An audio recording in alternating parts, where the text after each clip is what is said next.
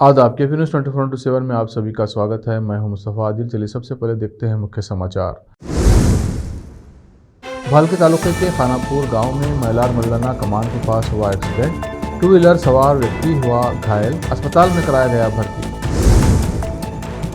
दलित संघर्ष समिति ने सरकारी डॉक्टरों के खिलाफ कार्रवाई के लिए डिस्ट्रिक्ट मजिस्ट्रेट को दी अर्जी।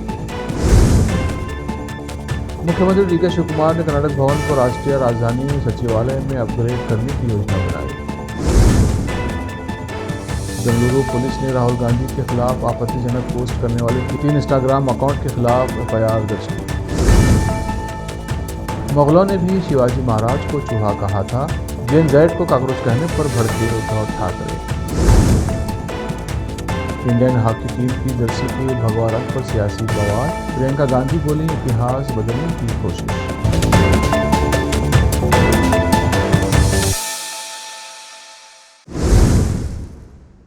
अब समाचार विस्तार से। बीदर जिले के भालके तालुका के खानापुर गांव में मैलार मल्लाना कमान के पास एक टू व्हीलर और केकेआरटीसी बस के बीच एक्सीडेंट हुआ।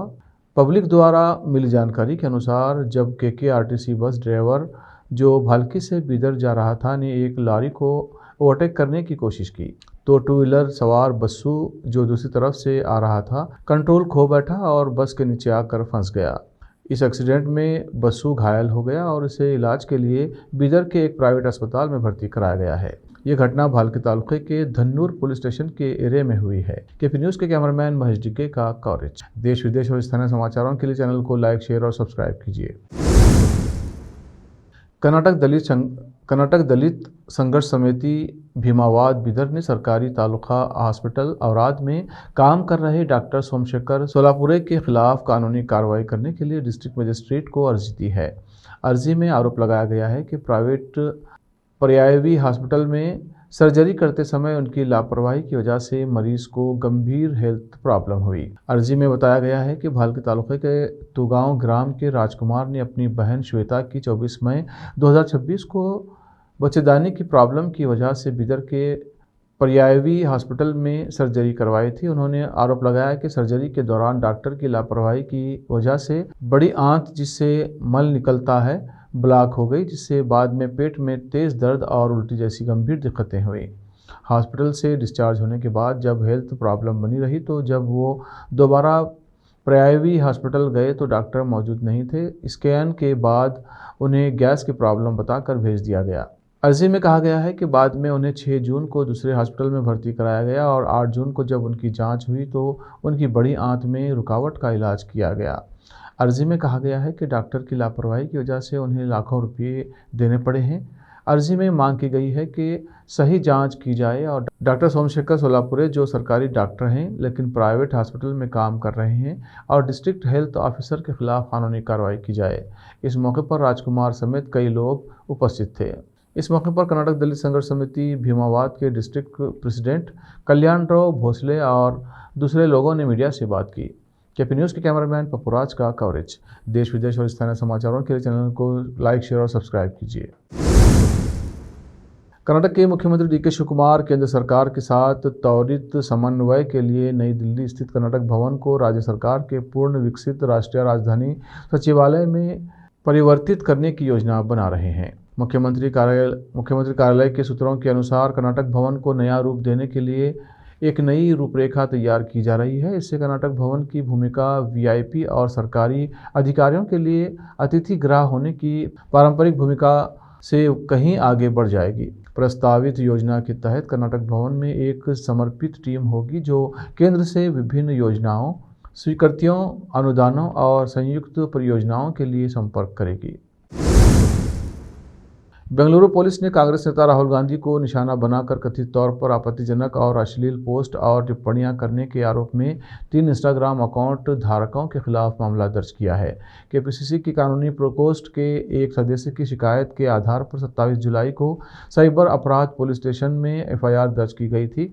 मामले की जाँच शुरू कर दी गई है। शिकायतकर्ता ने बताया कि ग्राउंड रियलिटी इंडिया नामक अकाउंट ने 16 जुलाई को विपक्षी दल चुप क्यों है शीर्षक के एक 30 सेकंड का वीडियो अपलोड किया, जिसमें कथित तौर पर राहुल गांधी के खिलाफ अपमानजनक और अश्लील टिप्पणियां की गई थी। पोस्ट में दावा किया गया है कि वीडियो में मानहानिकारक और यौन रूप से स्पष्ट टिप्पणियां थीं और इसका उद्देश्य एक निर्वाचित जनप्रतिनिधि की गरिमा को ठेस पहुंचाना था। अब वक्त है एक ब्रेक का। ब्रेक के बाद जल्द लौटते हैं।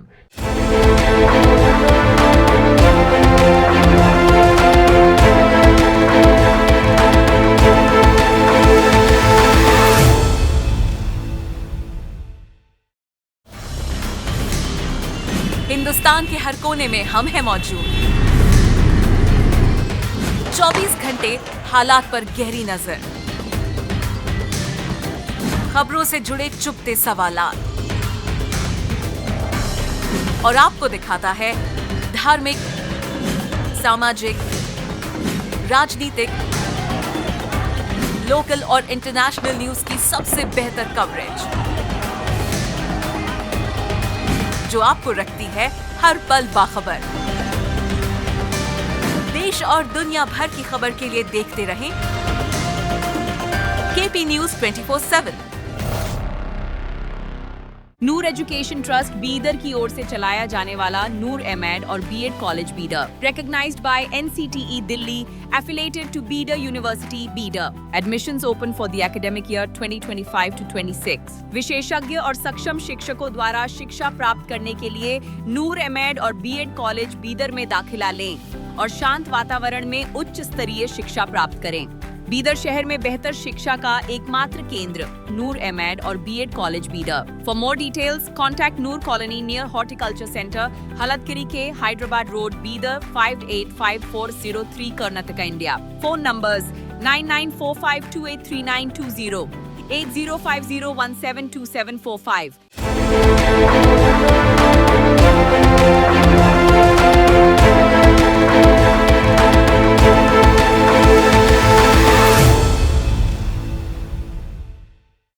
ब्रेक के बाद फिर एक बार आपका स्वागत है। देखते हैं नए समाचार।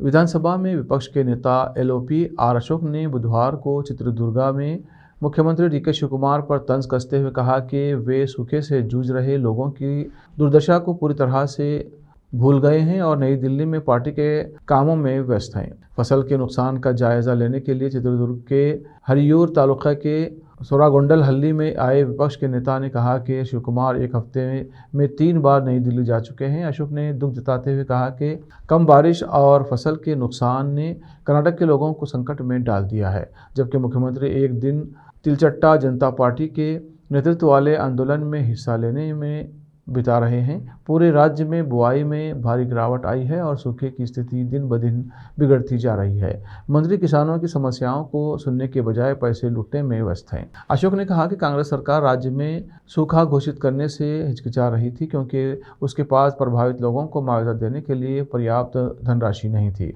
उन्होंने आगे कहा कि सत्ताधारी पार्टी केंद्र से 2000 करोड़ रुपए की राशि मांग चुकी है, लेकिन अगर राज्य सरकार हर चीज़ के लिए केंद्र सरकार को दोषी ठहराती रही तो हम चुप नहीं बैठेंगे।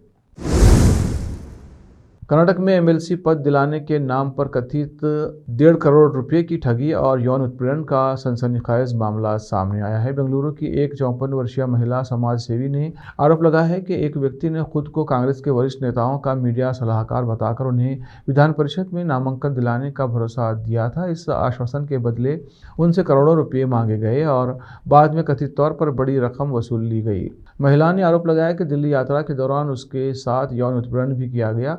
अदालत के निर्देश पर पुलिस ने मामला दर्ज कर जांच शुरू कर दी है। एफआईआर के अनुसार शिकायतकर्ता महिला एक चैरिटेबल ट्रस्ट का संचालन करती हैं। उनका आरोप है कि उनकी मुलाकात एक ऐसे व्यक्ति से हुई जिसने खुद को कांग्रेस के वरिष्ठ नेताओं से जुड़ा मीडिया सलाहकार बताया। महिला का कहना है कि आरोपी ने दावा किया कि उसके दिल्ली स्थित एआईसीसी नेताओं से करीबी संबंध है और वो उन्हें कर्नाटक विधान परिषद का सदस्य यानी एमएलसी बनवा सकता है। शिकायत में कहा गया है कि शुरुआत में आरोपी ने राजनीतिक नियुक्ति कराने के लिए 5 करोड़ रुपए की मांग की थी। महिला द्वारा इतनी बड़ी रकम देने में असमर्थता जताने पर कथित तौर पर सौदा 1.25 करोड़ रुपए में तय हुआ। शिवसेना यूबीटी प्रमुख उद्धव ठाकरे ने बुधवार को जेन जेड की तुलना छत्रपति शिवाजी महाराज से की।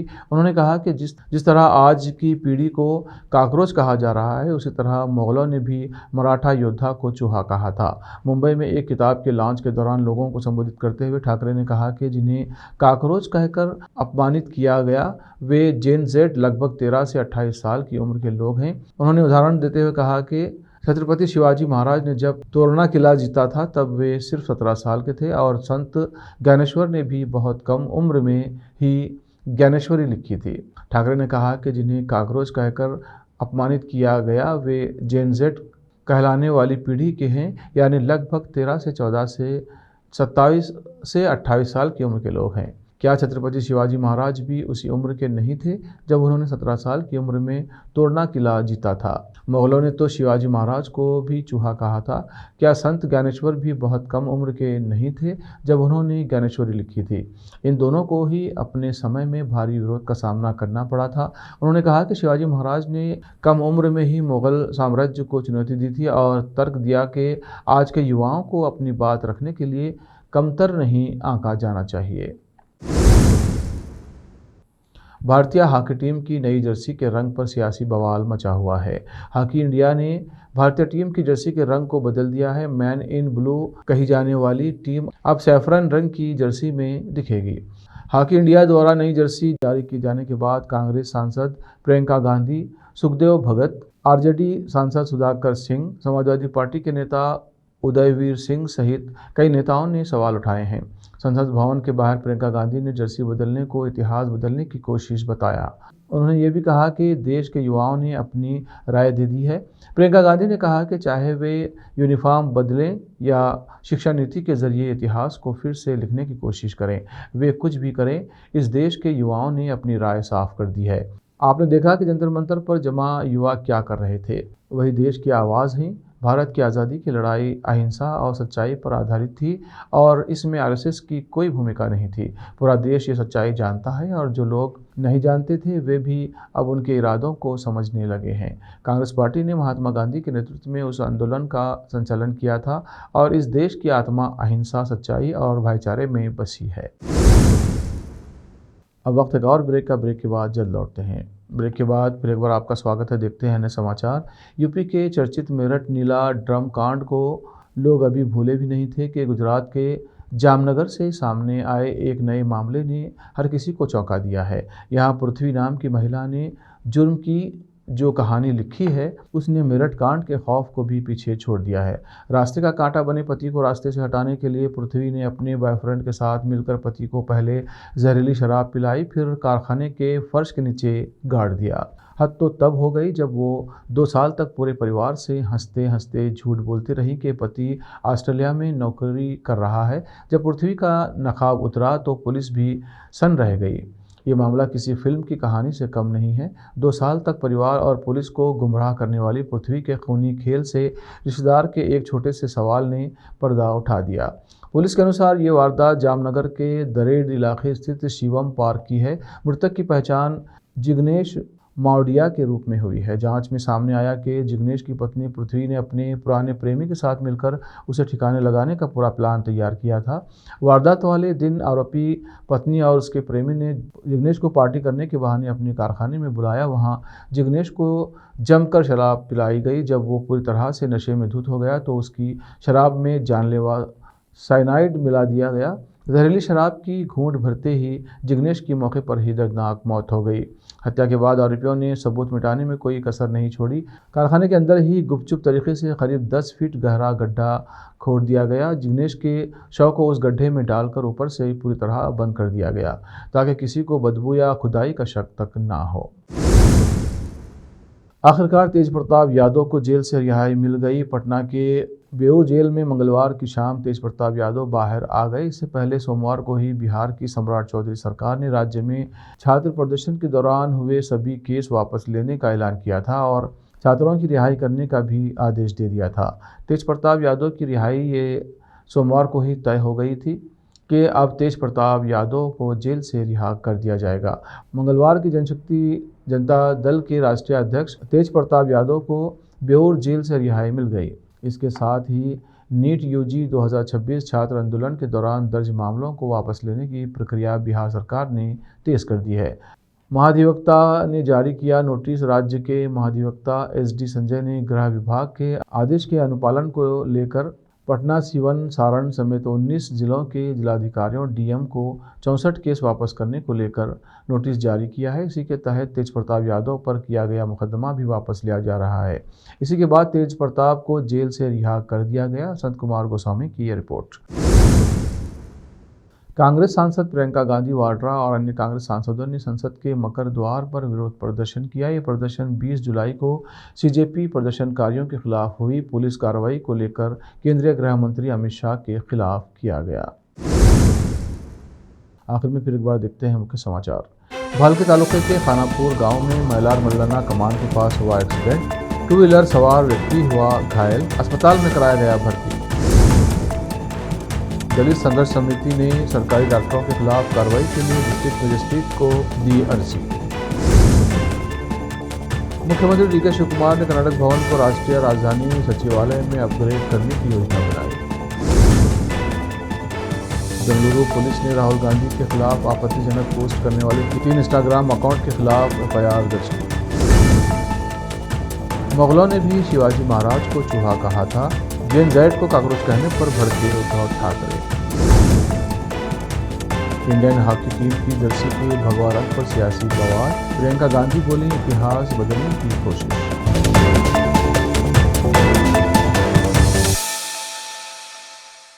KP न्यूज़ के इस बुलेटिन में इतना ही। देश विदेश और इस तरह समाचारों के लिए चैनल को लाइक, शेयर और सब्सक्राइब करना ना भूलें।